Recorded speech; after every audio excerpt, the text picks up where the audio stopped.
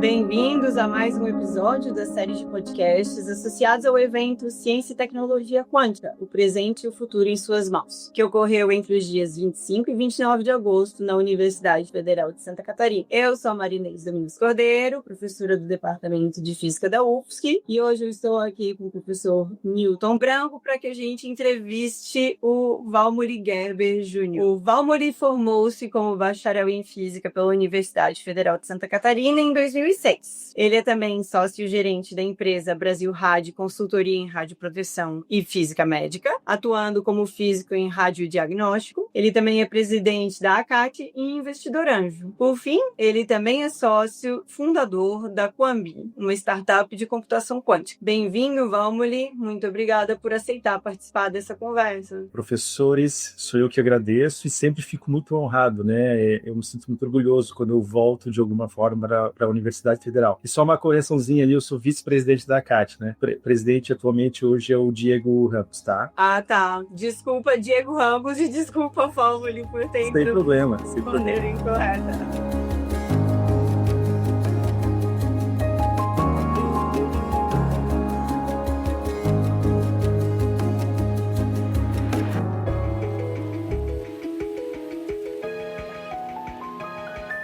Valmori, vamos começar pelo começo, né, de verdade. Então, sobre a tua trajetória, teu interesse em física, houve influências do teu ambiente familiar ou na educação básica que fomentaram teu interesse em ciências e em física especialmente? Então, a minha mãe era professora, né, então eu sempre tive um estímulo, professora de escola pública, eu também estudei escola pública, né, no final, ali no segundo grau, naquela época, eu consegui ir para uma escola particular, mas é porque eu tinha um bom desempenho na escola pública, e a escola particular da minha cidade, que é uma cidade pequena, 18 mil habitantes, concedeu uma bolsa para que eu estudasse lá. Mas toda a minha formação, toda foi em escola 100% pública, né? Eu sempre tive um desejo de ser cientista, apesar de que não me tornei de cientista, né? Mas a minha família sempre me estimulou, apesar de ter muita limitação financeira, né? Então, eu só pude, quando eu passei no vestibular aqui na Universidade Federal de Santa Catarina, eu pude continuar porque, azar, né? Minha avó faleceu, né? Mas, por sorte, os meus tios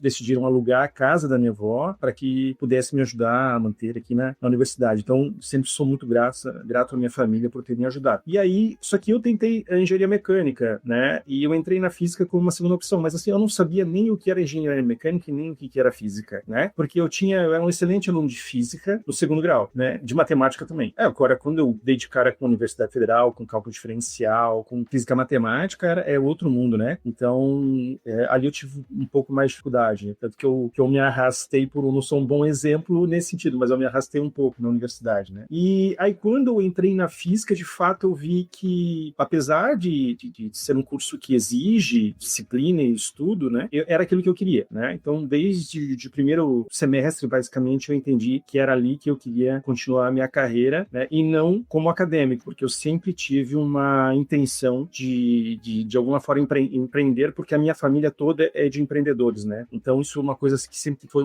da minha natureza, dos meus irmãos também então a gente tem muito essa vontade de fazer acontecer com as próprias mãos, de forma, né, de construir, basicamente. Legal que a gente já entrou na questão da universidade, né? Houve algum momento marcante na tua formação em física na UFSC, assim, para bem ou para mal, que tu possas compartilhar? Se não fosse a Universidade Federal, eu não teria conquistado talvez o pouco que eu conquistei até hoje. Então, minha gratidão é enorme acho que por tudo que eu passei, né? Por todas as dificuldades, todas as alegrias. Assim, algumas coisas que me marcaram. Eu vou começar do negativo pro positivo, tá? Uma coisa que eu não esqueço até hoje e que eu sempre reproduzo isso, né? Porque o aluno, ele é muito sensível, né? Ele tem um professor como um ídolo, né? E eu lembro que, eu vou dar um exemplo de um professor que ele ia para dar aula de meias e chinelo. Aqueles chinelos tipo Haiber, né? Não é uma vestimenta tradicional, mas depois que ele começou aí, aquele professor começou a dar aula para minha turma,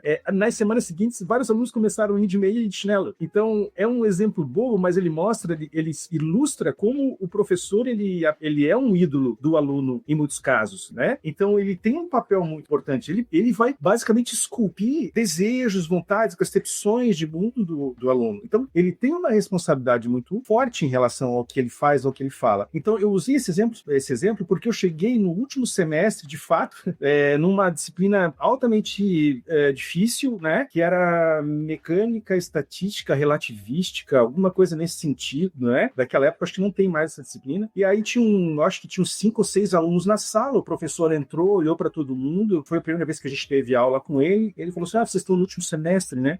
Não, pô, professor, último semestre, então agora vocês estão ferrados, porque vocês vão ter que ficar a vida inteira correndo atrás de bolsa de mestrado, bolsa de doutorado, bolsa de pós-doc, aí vocês vão chegar nos 40 anos de idade, vocês não vão ter um fundo de garantia, não vão ter nada, vão ter só a bolsa, e se acabar a bolsa, vocês não têm mais o que fazer da vida. Bem assim, se eu tivesse uma fragilidade emocional, psicológica, aquilo ia me abater de uma forma, assim, avassaladora, e como provavelmente abateu alguns alunos, né?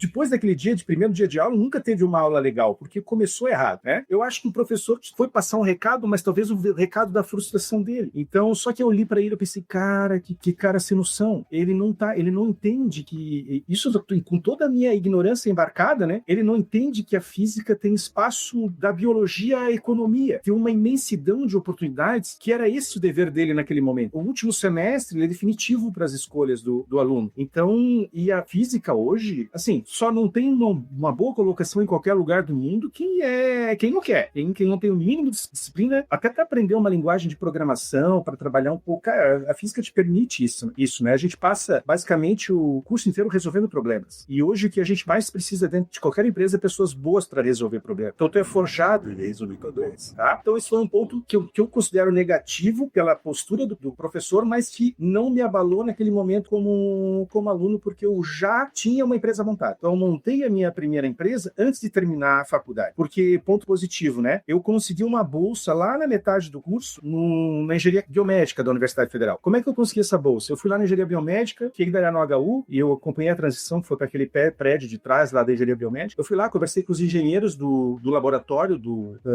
Labdex, eu não lembro o nome do laboratório. Aí fui lá, falei, me apresentei, eu sou físico, eu gostaria de entrar na área de física médica, vocês são engenharia clínica, vocês estão em todos os hospitais, eu já sabia disso, não tem como, eu não tenho uma bolsa para mim, para eu ajudar vocês de alguma forma. A engenheira me olhou e falou assim, pô, mas isso é legal, a gente sabe que precisa, a gente contrata empresas de fora para fazer esse teste, eu acho até que a gente tem um equipamento aqui. Ela foi lá e puxou de uma gaveta um equipamento que era um sensitômetro e densitômetro. É um equipamento utilizado naquela época para fazer controle de qualidade nas processadoras automáticas, aquelas reveladoras de filmes antigas, né? Eu olhei aquilo e falei, cara, isso é um sensitômetro, mas ela me falou, eu não sei para que serve. Aí eu falei, eu sei para que serve. Aí eu voltei para a faculdade, peguei um computador, escrevi um projetinho e levei, isso aqui é um projeto para a gente fazer controle de qualidade de todas as processadoras automáticas do Selex, né? Que era o Centro de Engenharia Clínica do Estado. Ela pegou o papel, foi lá na mesa do professor Renato e botou o papel e falou assim, professor Renato, olha aqui, o rapaz veio aqui com um projeto, ele falou, pegou o papel, assinou, falou assim, dá uma bolsa para ele.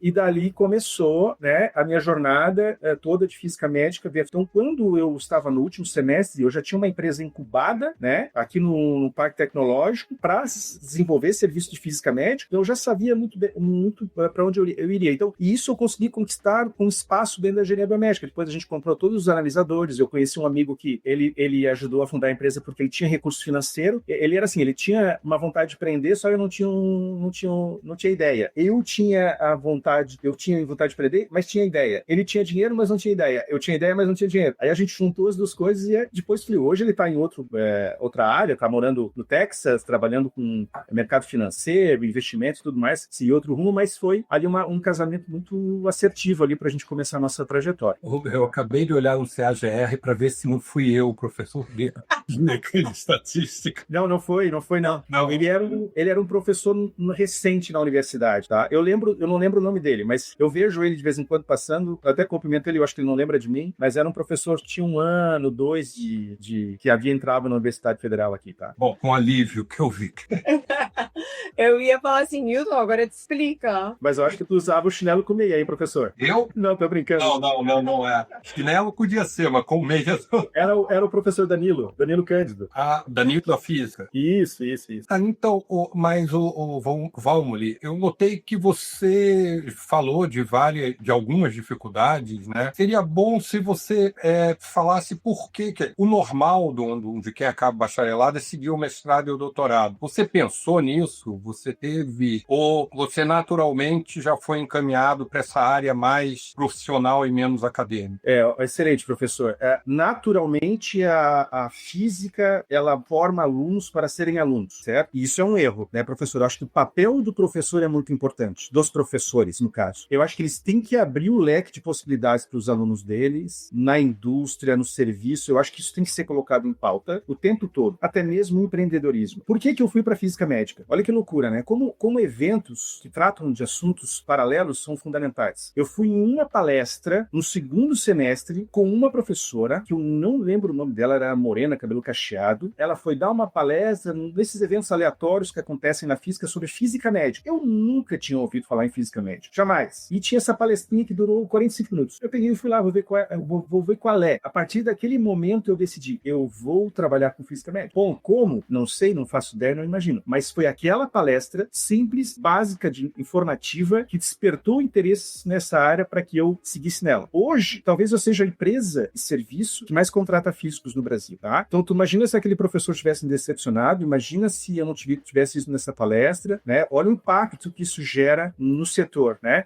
Informações paralelas que gerem oportunidades para os alunos. Então, eu sempre quis ir, eu não queria ir para academia, professor, mestrado, doutorado, porque eu não me sentia competente para isso. Eu não sou um aluno estudioso. E o mestrado ou doutorado, ele precisa que o aluno seja engajado, que ele seja estudioso, que ele procure, né, desenvolver ali da melhor forma possível para atender o seu orientador, para atender a expectativa de quem está financiando aquilo, né? Então, acredito que eu não tenho competência para isso. A minha competência é outra. A minha competência é empreendedorismo, é atuar no mercado privado, né, gerando novos negócios, novas oportunidades, emprego e renda. Esse é o meu papel, tá? Então, por isso que eu sempre, né, pensei na área acadêmica, eu vi essa palestra que me motivou e dali em diante eu fui em frente, apesar de todas as dificuldades, que ainda tem, né? Ainda muitas dificuldades para enfrentar. É curioso, né? Do meu ponto de vista, vocês correm muito mais risco do que a gente na área acadêmica. Então, enfim, eu acho que precisa de um mérito talvez maior para quem vai empreender e vai ter uma competição muito forte, né? Com várias outras empresas. Isso é interessante. E você pode falar um pouco como é que surgiu a tua relação com a Brasil Rad e qual foi o teu caminho nessa área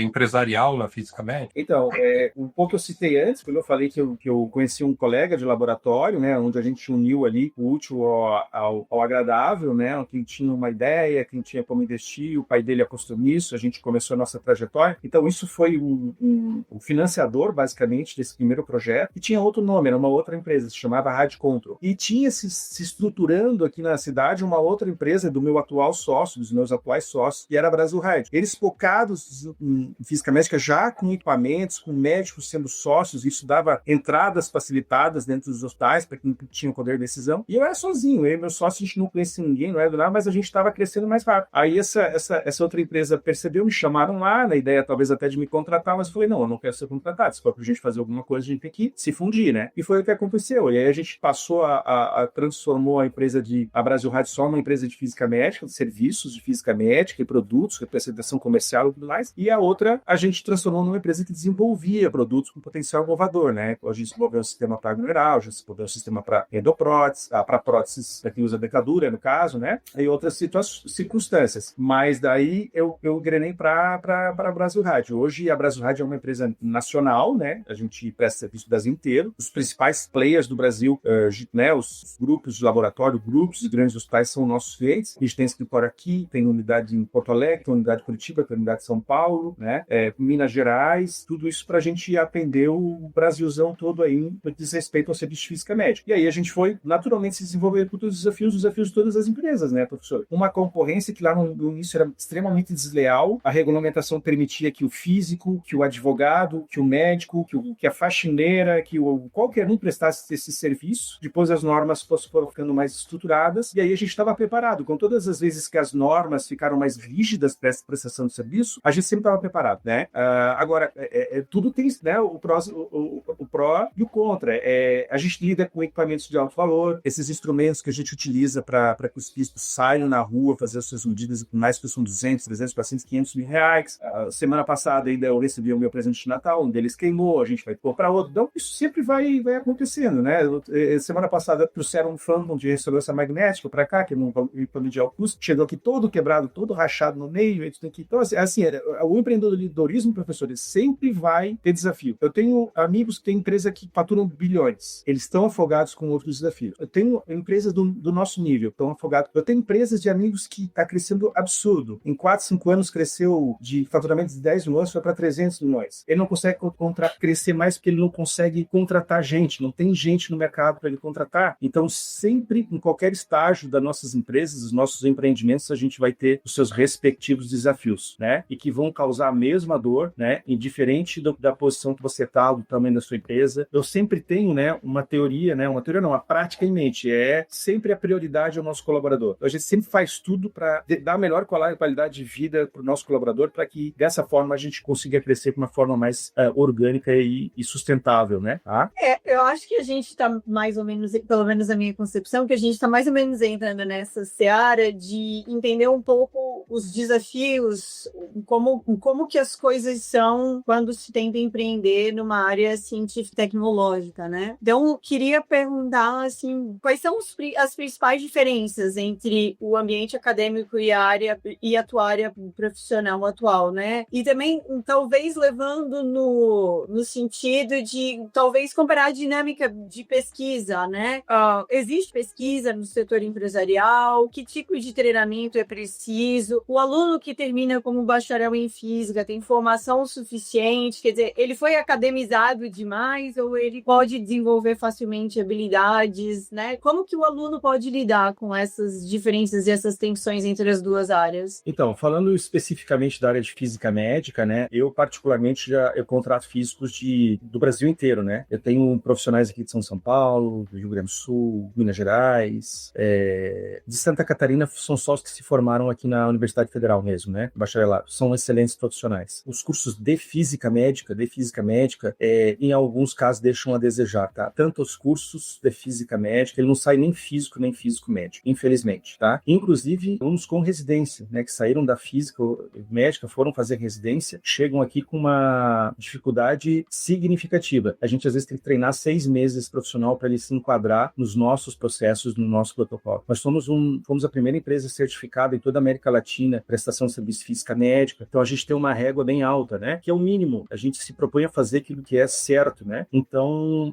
é muito raro, são poucas as residências no Brasil, poucas mesmo, assim, é menos do que os dedos de uma mão, que o profissional chega aqui realmente preparado para ir para a rua, né? E fazer a sua atividade no qual a gente se sinta seguro. Agora, quem que pode ser físico médico, né? O profissional que fez bacharelado ou licenciatura, ele vai ter que seguir o mesmo caminho que o profissional que fez física médica, tá? Como graduação. Ele vai ter que fazer uma residência ou ele vai ter que fazer períodos de estágio dentro de empresas com profissionais habilitados para fazer a prova da ABFM, que é a Associação Brasileira de Física Médica, que concede um título de especialista, seja em física do radiodiagnóstico, que é a minha área, medicina nuclear ou radioterapia, que são as 3 grandes áreas da física médica no Brasil, né? E no passado, a maioria das provas de residência em física médica eram absolutamente provas de física. Então, a taxa de alunos de universidades públicas federais do bacharelado passavam nessa prova era muito maior do que os alunos de física médica. Inclusive, tiveram até discussões no passado de professores, de preceptores que não queriam aceitar determinados alunos em função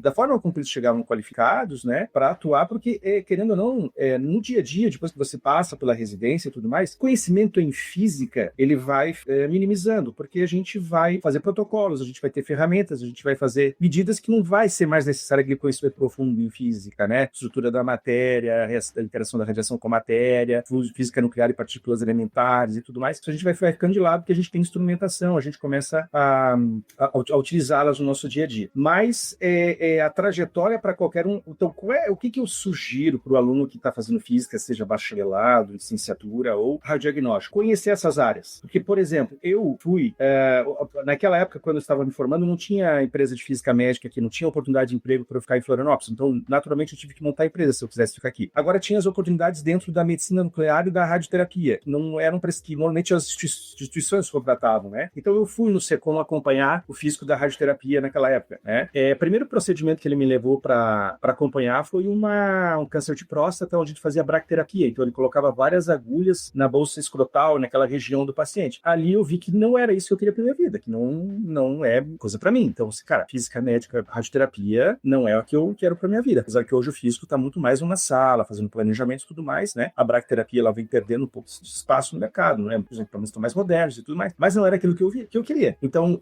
eu não queria uma área que eu tivesse que interagir diretamente com o paciente, que não é o meu perfil. Eu não tenho essa habilidade, né? Então, eu fui pro radiodiagnóstico. Então, o aluno que quer ir para a área, hoje, por exemplo, eu fiz uma avaliação, estou fazendo avaliação de desempenho da minha equipe. Eu tenho um aluno da UFSC aqui que está fazendo estágio conosco esse ano, e ele veio falar, Valmir, eu fico até final do ano que eu vou fazer iniciação científica, porque não é isso que eu quero. Ótimo! Ele veio, experimentou, viu que não é isso que ele quer, e, ele está muito mais confiante para ir para outras áreas agora em nenhum momento de decidir. Eu aqui sempre tenho vaga para estágio. Assim, é raro não ter vaga para estágio. E o nosso estágio aqui não é um estágio para ter uma mão de obra barata, muito longe disso. A gente quer treinar esse cara para a hora que ele formar, ele fazer a segunda fase da formação dentro da nossa empresa para fazer a prova da BFM e receber o título de físico especialista, né? Tanto que eu tenho vários que fizeram essa jornada e que hoje são excelentes profissionais. São, assim, pessoas que estão num nível de conhecimento de física médica raro no Brasil, tá? Começaram como estagiário, fazendo relatório, e foram crescendo, e hoje são físicos especialistas externos, que a gente chama, que é realmente o cara do point of care, que vai no hospital, coleta dados, gera um relatório, que é o alto nível de conhecimento aqui que a gente tem, né? A alta hierarquia dentro da empresa, no caso, no nível de conhecimento, tá? Então, o que o aluno precisa fazer? Eu acho que precisa procurar essas áreas, conhecer um pouquinho delas, estudar. Hoje é muito fácil acessar a informação, e depois ele tentar se infiltrar num desses estágios, né? Seja o CEPOM, eu sei que ele tem programas que ele recebe alunos ali por um período, né? Eu aqui na empresa também faço a mesma coisa. A Bionuclear, por exemplo, aqui, que é né, uma clínica de medicina nuclear, também faz isso. Então, eu estou falando especificamente para aquele nosso aluno que está por aqui, né? Que quer, de alguma forma, entender como é que são essas áreas. A gente percebe. E aí, depois, ele decidindo, ele vai mapear quais são os programas de residência do Brasil e provavelmente vai submeter a prova, como um médico que sai do curso de medicina, começa a fazer as provas de residência. O físico é o mesmo caminho, é a mesma prova, no mesmo local, com as mesmas características, com a mesma bolsa, inclusive, tudo igual. Eu gostei muito de ouvir sobre isso. Não sei se cabe aqui, eu fiquei com uma curiosidade, assim, sobre a prova para residência. Falasse ainda há pouco que ela é muito mais densa em física, né, do que em física médica, é isso? Agora mudaram as provas, tá? Eu tô falando assim, há 20 anos atrás.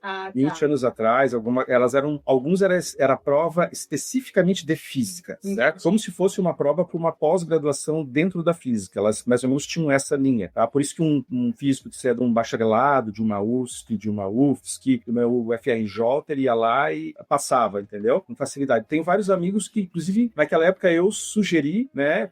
Vai lá, faz a prova. O cara foi lá, ele falou assim, não é difícil. Cara, não sei. Foi lá, passou. Não, foi tranquila a prova. Porque, realmente, então, o preparo de física hoje mudou. Hoje tem provas que são vocacionadas, são direcionadas, são mais cognitivas. Tem um mix de oportunidades, cara. Mas nada que um aluno da física, da UFSC, não consiga complementar com estudos paralelos, né? Sobre o tema relacionado à física médica. Hoje, acesso a conteúdo é muito fácil, né? Muito fácil. Por isso que, quando o pessoal chega e fala assim, Valmer, eu vou fazer tal curso. Tá, mas tá aqui para fazer esse curso.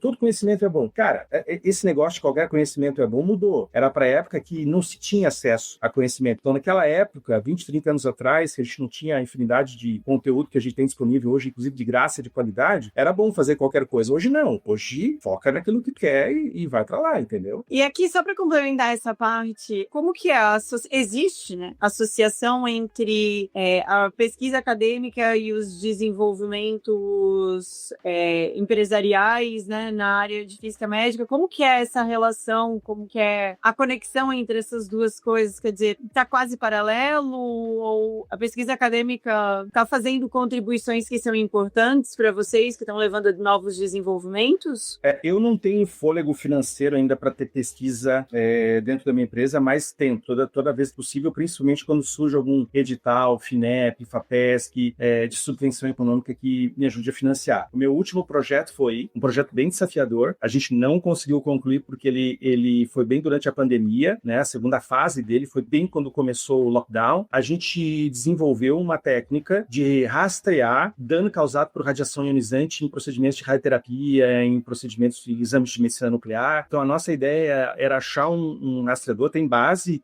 para isso, científica já, né? É achar esses marcadores e, através deles, dar uma probabilidade daquilo se tornar uma outra doença no futuro próximo. Então, a gente conseguiu a parte teórica, estruturou o projeto. Quando a gente foi para o laboratório, inclusive a gente ia testar nos laboratórios da Universidade Federal, veio o lockdown e eram bolsas da CAPES, né?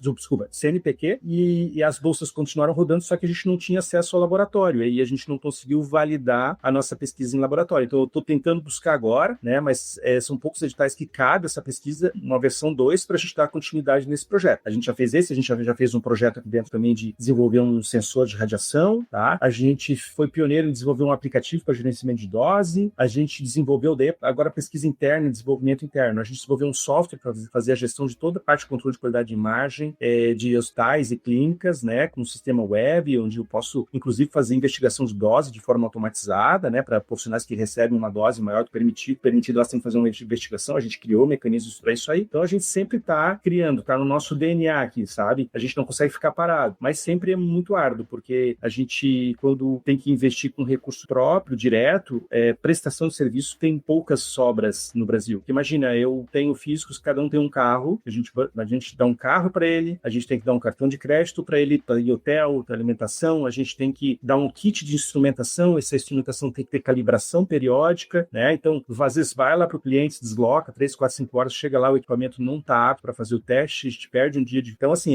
tudo isso no fim do mês é conta, né? Então, serviço tem poucas margens para a gente conseguir desenvolver, apesar de que a gente tem representações comerciais também, né? De outros produtos para a área de medicina nuclear, aceleradores para ressonância magnética e outros dispositivos para que a gente tenha outras margens para poder estar sempre investindo em inovação. Vamos, então, voltar um pouco para o tema do evento do qual você participou, né? Se você pudesse contar um pouco a história da startup, da Quambi, e qual o papel da quântica e da computação quântica nessa área que você tomou agora, que você pegou. Vamos lá, a Quambi, depois que a gente começou a conversar com gringos, eles chamavam de Quambi, mas para nós ficou Quambi. Eu sempre, obviamente, fui apaixonado por soluções da física que fossem aplicadas no mercado, né? Eu também tentei dar uma pesquisada na econofísica lá no passado, então uma área extremamente de oportunidades para físicos, tá? Bancos, eles catam a unha, assim, né? Físicos que podem atuar nas suas equipes, né? Principalmente pelo poder de previsibilidade que a física tem, que é muito importante no mercado financeiro. Eles são videntes do mercado financeiro, basicamente, né? E eu, há alguns anos atrás, comecei a perceber o tema computação quântica e na hora já, peraí, tem uma oportunidade aí. Aí eu fui estudando, fui me desenvolvendo, fui conversando, e aí procurei, naquela época, o professor Eduardo Ziono, o professor Bruno também, que agora está lá, inclusive, trabalhando numa empresa na Alemanha, se não me engano, né? De computação quântica. Eles também ficaram interessados, disseram, a gente tem que gerar oportunidade para esses alunos que estão saindo daqui e tal. Aí a gente fundou a Quambi lá em 2017, foi a primeira empresa de computação quântica do Brasil, tá? Foi fundada aqui. A gente já conseguiu uma subvenção, a gente desenvolveu alguns sistemas de resolução de equações lineares, né? Com computação quântica, já simulando tudo certinho. E só que tem um grande desafio, né? Porque, por exemplo, eu tenho um perfil de mercado. Então, no Brasil, o capital de risco, que é aquele capital que financia projetos de inovação, vocês de vez em quando veem aí aqueles alertas, a empresa tal recebeu 80 milhões de reais, a empresa tal recebeu 100 milhões de reais. Isso é venture capital, não é? São fundos de investimento, onde você tem uma empresa, tem uma grande oportunidade, o fundo vem, bota o dinheiro para você crescer rápido, para vender, para o fundo ganhar 4, 5 vezes aquilo que ele colocou. Eu mesmo faço isso, eu sou um investidor anjo, só que eu tenho, né, o meu cheque é muito menor. Eu invisto lá no início da empresa, né, como investidor anjo, para que a empresa daqui 4, 5 anos me devolva isso 4, 5, 6, 10, 20, 30, até 100 vezes mais. Essa é a equação que a gente faz. Só que no Brasil, uma Deep Tech, né, como a nossa aqui, que os TRLs ainda não conseguem, se eu fosse buscar um projeto para a empresa, não consegue chegar num produto entregável, né, a gente tem muita dificuldade. E tu pega aqui na Universidade Federal, tem exemplos magníficos de projetos que já deveriam ser mundiais. Por exemplo, a CAT, a linguagem de programação que o Evandro desenvolveu. Isso já deveria ser um produto mundial. O problema é que a gente está no lugar errado. Apesar do mercado de tecnologia em Santa Catarina não é mais um estado para o Brasil em termos de tecnologia, é estado para o mundo. Todos os nossos indicadores mostram isso. E antes que alguém venha me criticar, sabe que eu estou falando que é Santa Catarina? Eu estou falando de Santa Catarina com empreendedores que vieram para cá empreender, né? Então, a Maia, eu tenho sócio que é francês, eu tenho sócio que é português, eu tenho sócio que é de Pernambuco, tá? Muita gente está vindo para cá porque a gente criou um ambiente favorável para empresas de tecnologia aqui com oportunidades, tanto de visibilidade, conexão, investimentos e tudo mais. Só que quando o produto é muito embrionário ainda, ele não tem uma entrega real no mercado, eu não consigo quantificar quanto que o cara que botar uma grana vai trazer de volta, porque eu vou crescer e vou vender lá na frente para tal, esse dinheiro não existe aqui. Agora, tu vai para os Estados Unidos, vai para outros mercados, esse dinheiro tem aos montes, vai investir só na ideia, né? Então, esse é o grande problema. A Quambi também sofreu esse problema, porque eu não consigo chegar para o investidor e falar qual é o mercado que eu vou abordar já, né? Vou vender esse produto, o mercado vai consumir, porque a gente não consegue fazer entregas nesse sentido ainda com a computação quântica, de fato, né? Eu não consigo criar um produto replicável. Tem grandes pesquisas que têm grandes entregas já, tem muitos bancos que têm soluções já interessantes, baseadas em física, em computação quântica, né? Mas foram projetos né, internos, específicos, né? Agora, uma forma geral, que eu posso montar um SaaS, eu posso sair vendendo, não tenho, né, na computação quântica. Então, esse foi um grande problema. A gente focou depois na parte de educação, né? Então, assim, a gente está mantendo a empresa até achar a oportunidade. Ontem, dia 9 de novembro, a gente fez um evento lá na CAT, inclusive, né, aproveitando essa semana que está tendo workshop na UTSC, e para discutir esse tema com empresários, para começar a despertar o interesse deles para que eles façam esse tipo de, pelo menos, provoquem os seus colaboradores a perceber se o que eles fazem hoje, no advento da chegada do computador quântico, como é que eles conseguem utilizar o computador quântico para potencializar o negócio, se eles vão precisar trabalhar de forma híbrida, então, esse tipo de situação que a gente vê, essas provocações que a gente vem fazendo com a Quambi, mas de fato o produto não tem. Aí depois surgiram outras, né? Então, Santa Catarina é uma grande referência para a computação quântica. O próprio workshop foi na oitava edição esse ano, né? É uma referência em evento internacional de computação quântica no Brasil, o evento da UFSC. A gente tem a CAT, que é a linguagem de programação de alto nível, desenvolvida pelo Evandro. O próprio Evandro também desenvolveu um simulador, né? Que hoje você pode comprar uma placa da NVIDIA com um simulador, ou tem acesso na Universidade Federal, com menos 2 bits. Então, assim, tem muita coisa legal que aqui é pioneirismo, apesar de que outros estados, Pernambuco, também tem bons desenvolvimentos, né? O próprio computador quântico está sendo desenvolvido lá no CBPN, né? Se eu não me engano, brasileiro. Então, a gente só que a gente perdeu essa corrida, a gente saiu um pouco atrás em termos de hardware, de software. E outra, né, professores? Quantos alunos aí da equipe do Zione lá e dos professores estão hoje em grandes empresas no mundo trabalhando com computação quântica? Então, o potencial de formação de profissionais para essa área, o Brasil tem sobrando. O problema é que esse tipo de pesquisa para aplicação futura não tem dinheiro no mercado brasileiro. E o dinheiro que tem é muito fraco. Nossa moeda é fraca, né? Difícil competir com rodadas de 10 milhões de dólares, 15 milhões, 80 milhões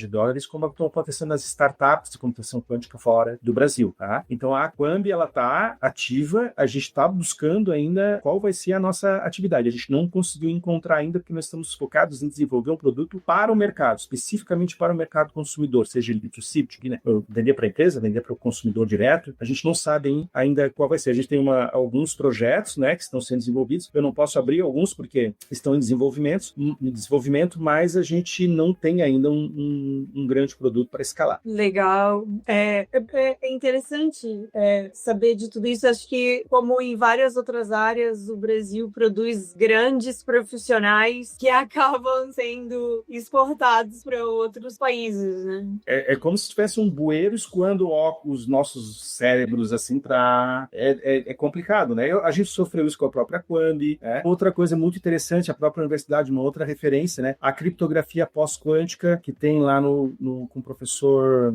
Alunos que antes mesmo de terminar suas pós-graduações já estão com ofertas milionárias em países do mundo para trabalhar com criptografia pós-quântica, que é um dos grandes produtos. Hoje tem mercado para criptografia pós-quântica, né? Só que é usando métodos clássicos para tentar perceber vulnerabilidades quânticas, né? Então, esse é um baita de uma área também que os nossos colegas da física seguirem, tá? E a gente tem que começar a se posicionar. Por quê? Porque as linguagens de programação para computação quântica, elas estão começando a ficar em alto nível. Antigamente, elas eram muito construção de circuitos, tinha que ter um conhecimento de física, álgebra linear e tal. Hoje não. Hoje, os profissionais da própria ciência da computação, com essas linguagens, já estão se desenvolvendo e muito. Então, o físico precisa também, paralelamente, ter uma boa formação em programação com ferramentas como Python, né? Que o mercado hoje está se direcionando para ferramentas com simulação vocacional e criatividade, porque o próprio mercado de software agora vai receber uma paulada, porque software estou trabalhando commodity. Eu não sou programadora, mas se eu pegar um Windsurf, um Cortex, um Bubble, um N8N aqui, eu consigo desenvolver agentes de inteligência artificial só arrastando caixinhas, basicamente, né? Eu converso com o chat lá no Windsurf, ele desenvolve um algoritmo para mim, pega um Lovable, essas ferramentas que tem no mercado. Então, o mercado está virando um mercado espetacular para seniors, mas daqui para baixo, as ferramentas de IA vão desenvolver. Então, a gente tem que estar sempre se recriando, né? Isso é muito importante também. Bom, e agora, estamos falando, né, de novos profissionais, já falaste de algumas habilidades interessantes para que os nossos jovens eles desenvolvam, né? Mas vamos falar assim, agora voltar para a tua experiência, né? Que conselhos, para além de focar, ter boas habilidades em linguagens de computação, né? Mas que conselhos tu daria para o aluno que está fazendo física e que prefere seguir no setor privado, né? Bom, enfim, vou te deixar. Então, bem colocado, professora. Lembra quando eu falei por que eu fui para física médica? Porque eu fui numa palestrinha, né, que eu ouvi falar, fui lá e ali despertou interesse. Então, primeiro, o papel dos professores. Os professores buscarem oportunidade para os seus alunos, seja a nível de informação ou projetos diretos mesmo relacionados à indústria. Eu acho muito difícil que um professor que procure uma agência, uma grande agência bancária com projetos de pesquisa, é muito difícil que essa agência não vá financiar esses projetos, se ele deixar bem claro o que essa empresa tem a ganhar, não só objetivamente com o produto, mas com a capacitação daquele profissional que depois vai virar um colaborador daquela empresa. Tá? A mesma coisa no desenvolvimento de sensores, por exemplo, o sensoriamento quântico. O sensoriamento quântico vai revolucionar o mercado, mas assim como a computação vai, o sensoriamento vai ser outro impacto que o mercado vai levar. Entendeu? Então os professores já deviam estar de olho nisso, mas focados num objeto de produto. Porque assim, ciência por ciência, ela é fundamental.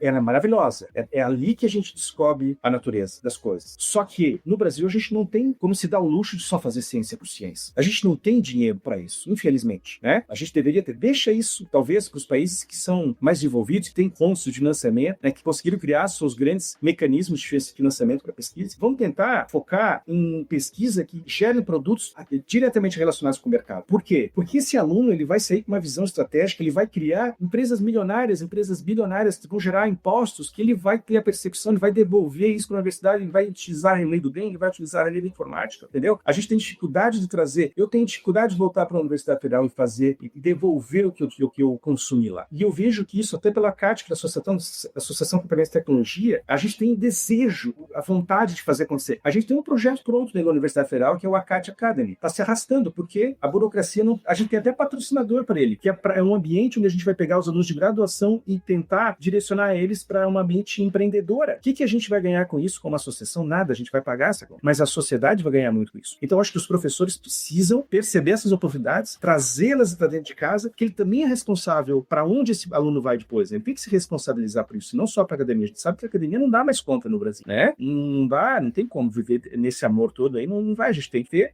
a gente tem que formar pessoas. A própria computação quântica, a gente não sabe ainda o que ela vai entregar, mas eu tenho certeza que vai ser uma mente brilhante que vai encontrar soluções para ela no mercado, que vai gerar grandes empresas, que vai gerar grandes empregos, que vai pagar muito tributo, que vai isso retornar para a universidade. A gente vai começar a virar uma nação sustentável, porque qualquer nação queira se desenvolver hoje precisa ser tecnologia. Não tem outro. Val, mas a gente tem muita agroindústria. Cara, a agroindústria no Brasil só é boa porque tem tecnologia. E a referência nisso, porque senão nós ia estar no cultivo familiar e isso não ia ter volume, não ia sustentar a nossa nação, entendeu? Então a gente precisa de... A gente teve movimentos como os Estados Unidos teve levando o homem para a Lua, a gente teve internamento no Brasil para a área de agronegócios. Então a gente teve um grande desenvolvimento porque foi colocado muito recurso nisso e isso hoje te consome, hoje, né?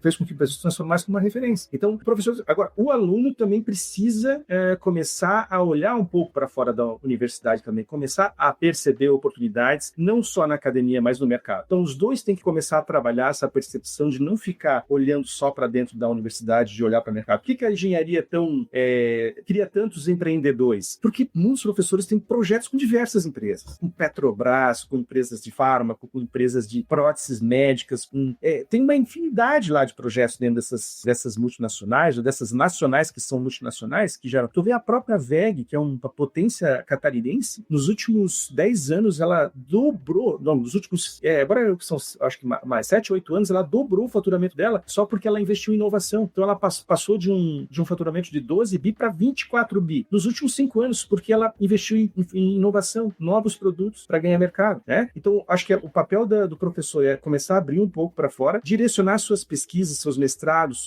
seus doutorados, não de uma maneira geral, né? Todo mundo tem liberdade, mas direcione ele para soluções que tem mercado. Porque se eu recebo um aluno aqui da física que fez uma pós-graduação em uma ciência por ciência, ele, para mim, aqui eu vou ter que trabalhar ele, eu vou ter que investir nele, eu vou ter que educar ele. Tá? Agora, se eu recebo um aluno aqui que fez uma pós-graduação no desenvolvimento de um novo dispositivo para detectar radiação, tomografia computadorizada, baseado em um contador de fótons. Cara, esse cara já sabe o que é esse mercado, ele já sabe o que é uma tomografia, ele já está lá dentro. Eu falo, meu, cara, eu preciso dele, entendeu? Eu preciso desse cara aqui comigo, né? Então, o empreendedor também que está aqui fora, os recursos humanos, eles olham muito para isso. Outro tipo de aluno que é muito bom também, a gente percebe valor nele, é aqueles alunos que se envolvem nas empresas júnior da universidade, né? Pô, esse estagiário, esse colaborador que vem para cá, ele já vem com uma outra visão, entende? Ele ajuda, ele contribui. E aqui a gente tem uma outra visão que é muito importante, que assim, eu preciso contratar gente que sabe mais do que a gente, os que estão aqui, para contribuir, porque se eu contrato pessoas que sabem menos, né, eu não vou estar renovando o conhecimento dentro da minha equipe. Então, não precisa ser um expert, mas se eu trouxer aqui um estagiário que é muito bom em agente de IA para marketing digital, que possa me ajudar, que ninguém sabe aqui agente de IA para marketing digital dentro da minha empresa, eu vou achar maravilhoso. Eu vou precisar desse estagiário, desse colaborador, desse aluno, aqui comigo, tá? Eu vou ver valor nele, nessas aplicações porque diretamente estão relacionadas ao mercado. Eu posso, de alguma forma, vender mais com isso e pagar melhor ele, inclusive, né? Então, eu acho que tem os dois papéis. Do aluno, né? O aluno que quer ser empreendedor, eu sugiro ficar de olho nas redes sociais da CAT. A gente tem programas maravilhosos de formação de empreendedor em Santa Catarina, que é o Jornada SC, totalmente gratuito, tá? A gente tem o Startup SC, totalmente gratuito, e no final ainda dá grana para ele montar a empresa dele, tá? A gente tem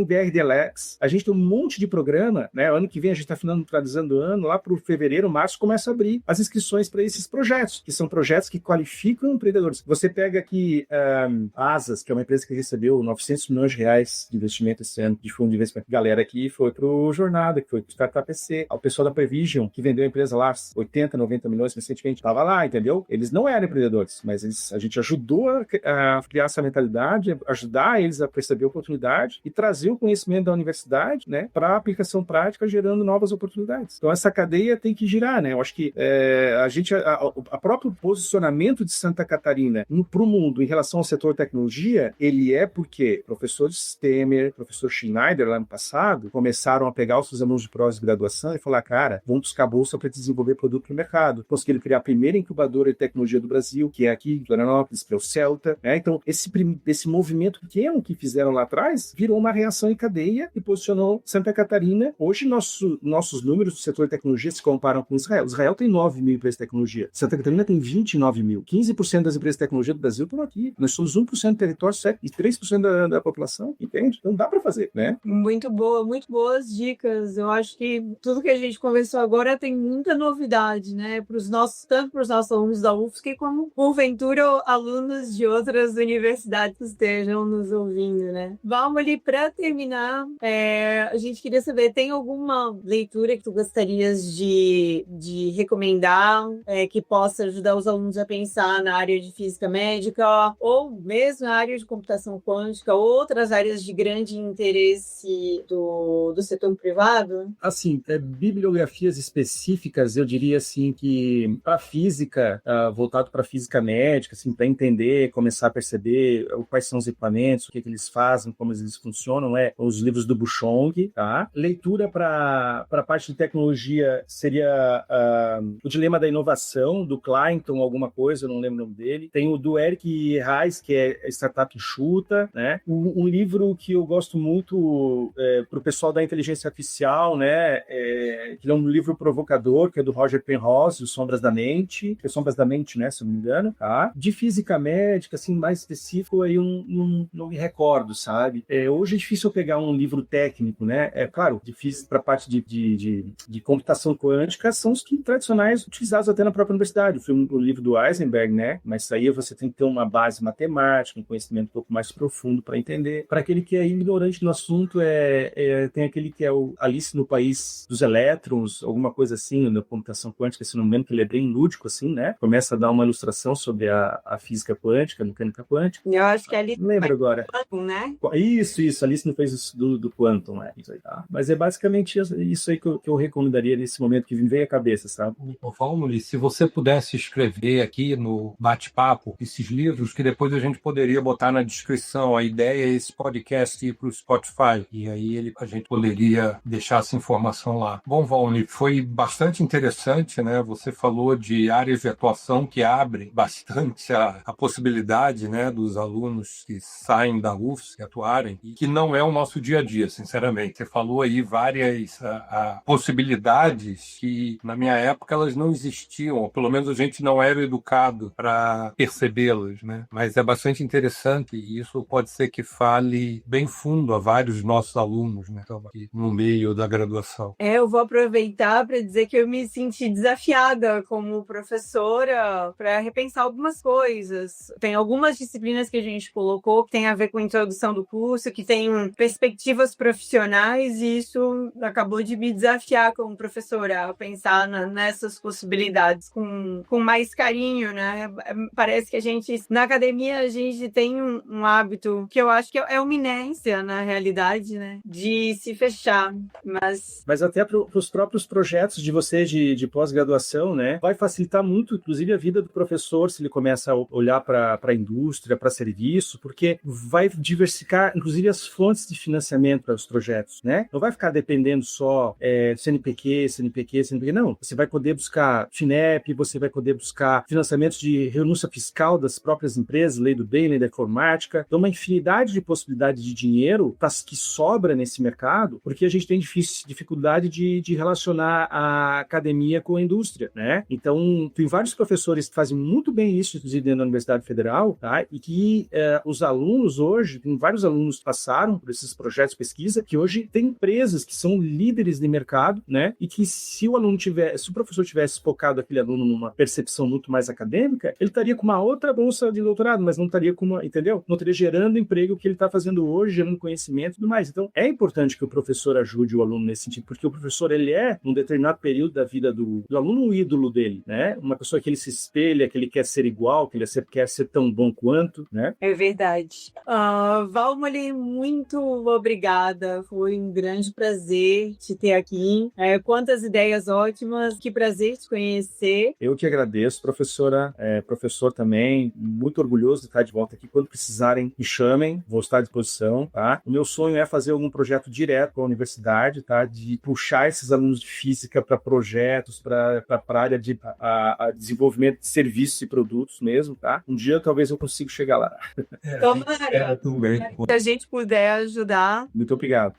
Obrigado, Raul. Obrigado, pessoal. Até a próxima. Um abraço. Valeu. O Valmoli participou da mesa redonda Ciência e Tecnologia Quânticas em Santa Catarina, com os professores Eduardo Duzioni e Giovanni Caramori no evento Ciência e Tecnologia Quântica, o presente e o futuro em suas mãos. Os nossos ouvintes podem assistir a mesa redonda no canal do YouTube do evento em @Ciência e Tecnologia Quântica UFS. Até o próximo episódio, pessoal!